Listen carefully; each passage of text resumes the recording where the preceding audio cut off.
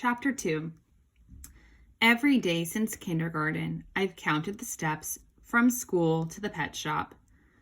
It always takes 264 steps to get from the door of Myrtle Elementary to Bett's Pets. Even though I've gotten bigger, the number of steps has remained the same. Why?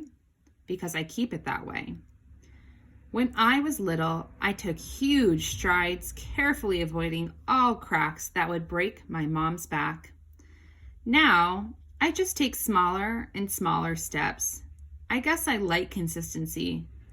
If that isn't math, what is? The steps are the only thing that have stayed the same, though. When I started elementary school, I walked past Riggs Apartments. It was a nice apartment complex, 7 stories high. On the first floor, there were shops, a bakery and grocers, a dry cleaners, a florist, a coffee shop.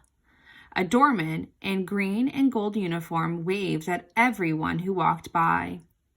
Dogs walked their owners, ladies carried grocery bags, kids bounced balls or wrote with chalk on the sidewalk. 2 years ago, though, the building burned down. The remains were condemned. My dad and I stood on the sidewalk across the street and watched a great big wrecking ball swing into what was left of the building. Now, as far as businesses go, there's only us and Wong's, the Chinese takeout where we often get our meals. For a while, the lot was empty. Now, there are the beginnings of a new building, steel beams rising from the dirt, like the skeleton of a dinosaur. The structure for the new apartments seemed to appear overnight, but then something went wrong.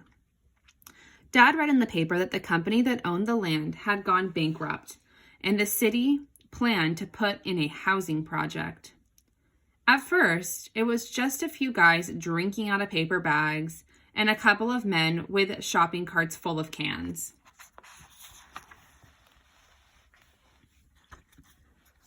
Then, a bunch of people from a nearby housing project came and dug out a big plot of the land where there had been only dirt and rocks. The people planted vegetables and flowers. I watched the tiny plants grow tall and blossom until the garden looked like someone had tossed a piece of paradise from the window.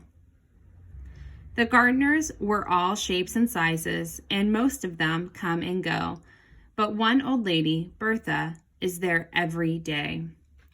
Bertha always wears the same green shaggy coat, gray pants, ski cap, and little beat-up boots with tattered fur at the edges that look like bedroom slippers. In summer, she was usually on her hands and knees pulling weeds, sprinkling fertilizer, picking vegetables, and loading them into a wicker basket. Once I saw her catch a butterfly on her finger and just stare at it for a long time. Now in winter, she sits on a folding chair with her empty basket. Most of the time, she's alone. Maybe she's guarding the plot or something, or maybe she just likes to watch the crows that hang out there waiting for someone to throw them a crumb. At any rate, she's definitely on her own invisible planet, because each day she greets me with a different little speech. Most of what she says has to do with nursery rhymes. Someone is throwing the starlit star bright from the sky, Captain, she'll say, but who will catch it? She calls me Captain, and I know her name is Bertha because she always tells me, if this little piggy went to the market, why didn't the others go to Florida? The piggy promised me roast beef, and then I had none. My name is Bertha. Bertha kind of gives me a kick, but I feel sad for her. One time, when I had $1 in my pocket from winning a bet with Tony Wong, I gave it to her. I thought she could buy a cup of coffee or maybe a clean pair of socks, but she looked at the money, held it up to the light, and handed it back to me. No good, she said. Pyramid power is gone, and in God we don't trust. It made me feel pretty bad when she said that, because I could see life hadn't given her a good deal.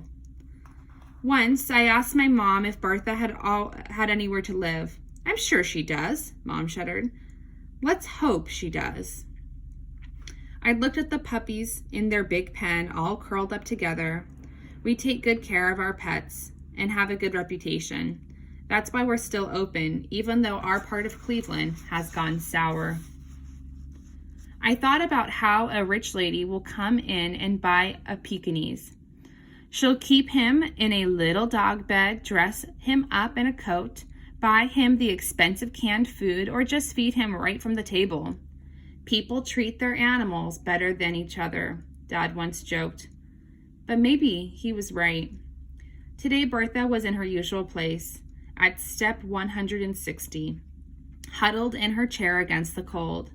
She stood up, and I waited for her to give a speech.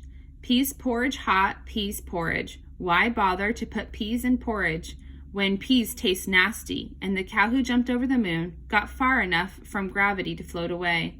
It's magnetism, you know. Animal magnetism. I waited a minute to see if she was finished. She always seemed satisfied when she finished her speech. My name is Bertha, she said. Then she sat back down on her folding chair. Good story, I said. See you later. Bye, Captain. Don't forget to write.